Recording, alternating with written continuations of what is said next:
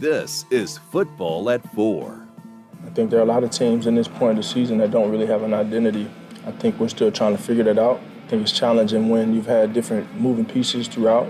And so given the opportunities you have, it's truly a so what, now what mentality. And that's the approach that I've had. I just don't think I've been good enough in those areas. There isn't a doubt of anyone who steps on that field in terms of opportunity. We got to give guys opportunities and put guys in positions to be successful. That was Jalen Hurts yesterday after the game. He said the team truly doesn't have an identity. Today, Nick Sirianni said the identity is accountability and toughness. Let's bring Geoff Mosher in from the Inside the Birds podcast. It is Football at 4, powered by the Inside the Birds podcast. It's brought to you by Bet365. Whatever the sport, whatever the moment, it's never ordinary at Bet365. It's never ordinary a Monday after an Eagles loss. Hurts said the identity, Geoff Mosher. Today, Nick Sirianni said accountability and toughness. That's the identity of this football team. Did you see that yesterday? Certainly not. I mean, I don't know how anybody could say they saw that yesterday, given the product that was on the field. 2 weeks ago, though, against the Saints, you would say, yeah, they were pretty tough. I mean, they're not just tough like mentally, but physically. They dominated the line of scrimmage in that game, but they clearly didn't carry that over to Tampa. Him saying that, Mike, it's funny how football works, the longer you watch the game. I remember asking Nick Sirianni that same exact question his first year coaching the team, right? So 2020, is it? 2021, yeah. 2020, if you remember, they won their opener, if I recall, and then lost like 3 of the next 4 games, and everybody was down on him, and Jalen Hurts, and everything is bad. They got killed by the Chiefs in a game, and they lost to San Francisco. And I asked him what the identity was, and he says, we haven't really formed it yet. We're growing, we're coming together, and it's kind of funny that all these years later, with guys still on this team, Brandon Graham and Hurts and Devontae Smith and things like that, that they're struggling to. They say they know their identity, but they're struggling to carry it out. That's for sure. They're struggling to carry out an identity. Now, it's hard for me to judge the offense and their identity, especially with no Brown for the last couple of games, Smith being out, and no Lane Johnson. I expect that offense to struggle. Maybe it struggled more than you thought, or I don't know where you're there. But I'm looking at Vic Fangio and that defense, and are you saying, man, Fangio was supposed to come here, and they played well defensively last week. But you look at that game plan yesterday and this defense and say, I don't know where they're going to find any consistency in that defense this year. I mean, I feel like, yes. I feel like, yes, that was the topic of our podcast, or post-game show, this morning's podcast, is, where are the saviors for this defense other than guys just have to play better, right? I mean, there's nobody. Sidney Jones, I don't think, is going to be the guy that just – I'm sorry, Sidney Brown, Freudian slip there. Sidney Brown isn't going to be the guy who just all of a sudden he's healthy and you put him in at safety and your entire defense is going to be so much better than it was before. Avonte Maddox is clearly struggling both to cover and in run support as a nickel back. Is putting Cooper DeJean in there 100% the answer to turn around all of the defense's problems? Is it really that, like 2 young kids, Sidney Brown and Cooper DeJean? I don't know. I don't think so. I think that they collectively have to play better. But there's too many guys right now who are playing inconsistently and not making impact, not making plays on a week-to-week basis to say 1 or 2 guys is going to fix it all. By the way, 1 or 2 guys who are either played very few NFL games. We're talking about young guys. But the whole secondary as a whole here, Jeff, you got Mitchell, who's played pretty well. I don't know what your take is on Slay, Blankenship, Chauncey Gardner-Johnson. Well, when you look at this secondary, which a lot of people thought, hey, this could be a strength of the team if Mitchell plays well. Well, Mitchell has played well. It's the other guys. Yeah, I mean, C.J. Gardner-Johnson has never been a great tackler. Every once in a while he makes a play, right, like a couple of weeks ago against the Saints. or I guess last game before this, against the Saints, where he runs up into the hole and makes a great run stop, and it's like, whoa, you got it in you. But this guy, in general, is not a very good tackler, and he'll probably be the first to tell you that's not really his job. But, when you play defense in the NFL, you have to tackle in the run game, and he's just not very good at it. And I haven't watched the whole game yet. I'm waiting for the All-22. Did look like some business decisions were made there once guys got into whether open on screens or open on runs. Like, it just didn't look like great effort to tackle or get off blocks to tackle on his part. And Mike, you can live with that if he's flipping the field for you and, getting the interceptions that he got 2 years ago when you went to the Super Bowl. But, man, he obviously, roasted pretty badly on the Mike Evans touchdown, the first touchdown. And then there were some other plays throughout the day where you wondered where he was. Oh, listen, Next Gen Stats had 16 missed tackles. So whether it's 16, 14, 12, whatever the number is, there was a lot of missed tackles in that game that resulted into what we saw. Pass rush in this game. Is this another example of the pass rush is just not good enough, or is this just a game plan thing that Tampa got the ball out so quickly and that regardless if you had pass rushers that were getting home, but that pass rush looks like it's going to be a problem, but they didn't help themselves with the game plan yesterday. Yeah, I mean, I agree that they didn't help. The overall defense didn't play well enough, I think, for pass rush to become a major factor. I mean, I'll go watch it again, but I'm sure you felt the same way. Looking at the game, it looked like the Buccaneers were so confident in their three-step drops and throwing the ball underneath that they didn't have Baker Mayfield holding on to the ball for very long. So if your secondary or if your back seven is giving up plays that quickly and easily, and you're always facing an opponent that is ahead of the sticks as opposed to facing some second and long, third and long, then it's really hard for your pass rush to have any major impact for the game in general. I'm not absolving the pass rush because, after 4 weeks it's been non-existent. But in general, I think for this game, you look at it and say the pass rush wasn't the first problem. It was the inability of the defense to get into good pass rushing situations that was more problematic. Geoff Mosher, Football at 4. After the game, there was a question to Hurts. It was basically like, hey, do you and Nick, take some time and kind of talk over these things? He says, we have our moments. Is that something to be looked at as like he's at the end of the line with this whole situation? I mean, I don't even know what that's supposed to mean. I don't know if he had a really long discussion about everybody has to be better, and it started with him. So he took a lot of it on himself. He didn't seem to be a finger pointer in that interview or that press conference, but it was kind of weird where he said we have our moments. I think that was just his way of not talking too much about the Hurts-Sirianni dynamic. Well, and that's and so anybody can interpret that the way they want, and if they want to say that it's not the greatest relationship, it's fine. It's no excuse for either one to not be good at their job. Oh, listen, yeah, and I think, when people look at the issues with this team and you try to bring the head coach in and people say, well, what does he do? And then he says accountability and toughness and point the finger at me. Well, if your relationship with the quarterback isn't all that good and the quarterback is struggling, then you start to wonder, is that something that's sustainable, that you can have the two guys not being on the same page? You never want your offensive-minded head coach especially and your quarterback to not be on the same page, not see things eye to eye.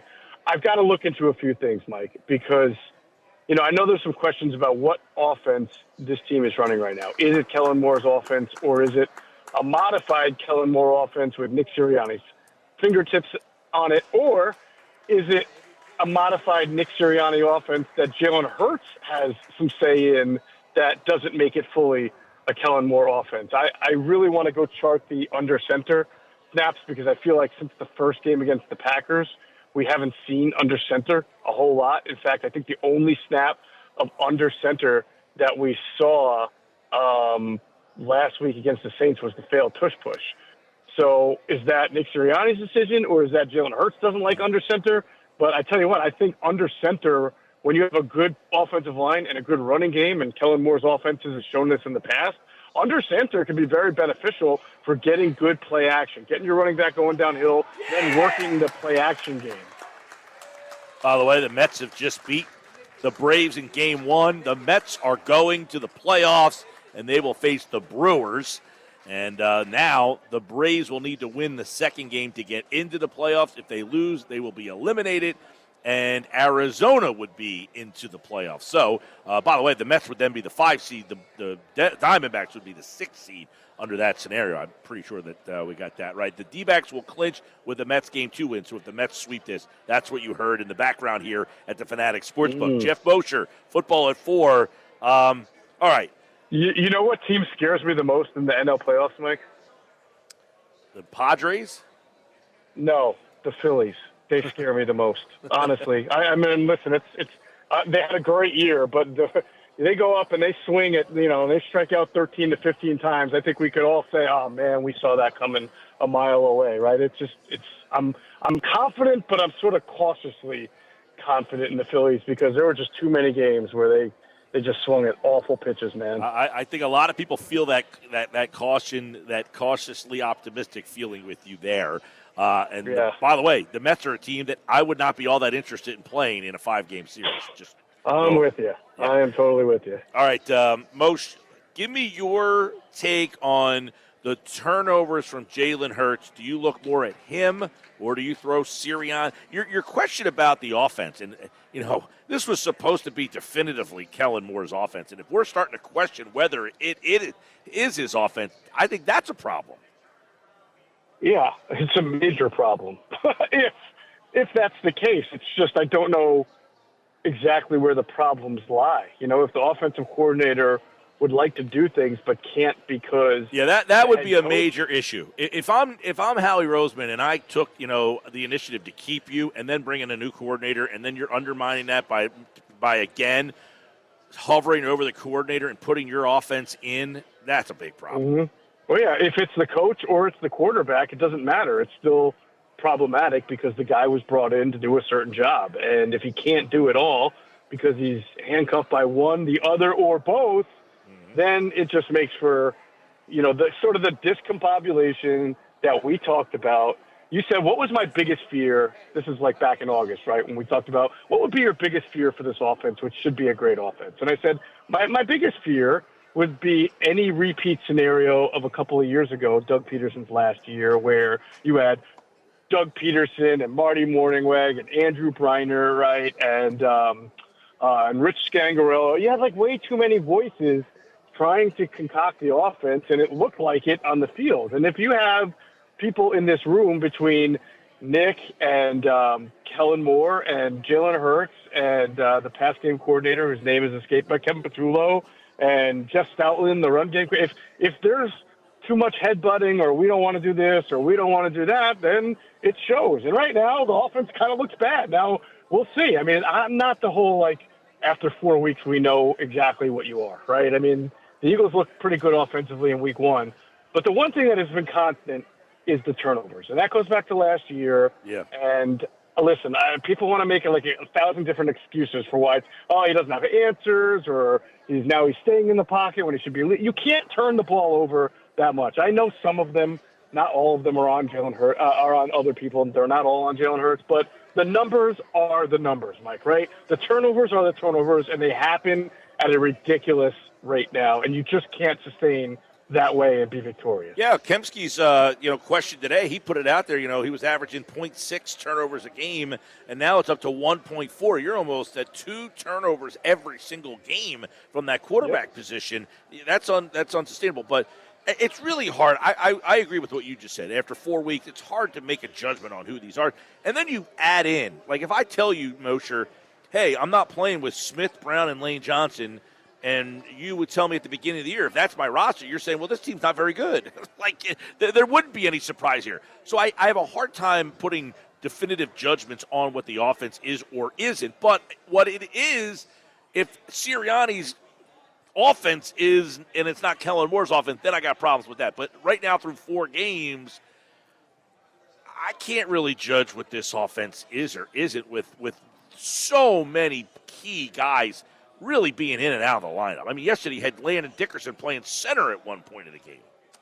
Yeah, I mean, it's fair. I mean, some of it's fair, some of it's questionable. Why were so many guys in and out of that game? Because it was really hot and humid. Well, we talked about this on the pod last week. It's definitely a home field advantage for the Dolphins and the Buccaneers, to some extent the Jags in the September and October games, early October. It's absolutely a home field advantage, but it's not one that teams don't know about, and it's not one that you can't prepare for by either getting overly hydrated during the game. We all remember the pickle juice game that seemed to work well. Where is the sort of – I can understand a couple of guys even with cramps, but, I mean, I don't know if you saw the replay on TV when I guess a referee went up and tapped Jalen Carter to see if he was okay, and he fell over, right? Like, yes. Where is the team-wide preparation there for that kind of heat and humidity that you have to know to expect? To me, that's a little fishy that they had that many guys. And then also, Mike, to your point, and I'll cherry pick one example, but there are definitely others. 2 weeks ago, the 49ers played the Rams. They didn't have Kittle, they didn't have Debo, and they didn't have Christian McCaffrey. They didn't win the game, but they scored 24 points. Brock Purdy threw for almost 300 yards and 3 touchdowns to Juwan Jennings. So we can say let's not judge this offense without its firepower, fine, but it's got to be an indictment on one or someone or many people offensively if you are completely inept without, well, like if you can't do anything. Yep. When you still have a great offensive line, you still have Dallas Goedert, you still have Saquon Barkley, and you traded for a guy who was a first-round pick. Now, maybe he's not that talent. Maybe that's an indictment on the GM giving up a third-round pick for. I have no problem having that discussion because I got killed when I said it when the trade happened. But it looks pretty realistic right now. Well, and there's a lot there. There's a lot there. By the way, the offensive line, Fred Johnson had a rough day at the office yesterday. So the offensive line, you give up 6 sacks in the game. Is that the line? Is that Hurts? I mean, there's so much. Yeah. And by the way, this Bucs defense, by all metrics, they had 2 sacks entering the game. They had 2 sacks entering the game yesterday. Right. The Eagles make the Bucs look like they are the 85 Bears every time they play them, but they're not that great of a defense. So I know all the weapons weren't there, but the Bucs also didn't have Antoine Winfield and Kalijah Kancey.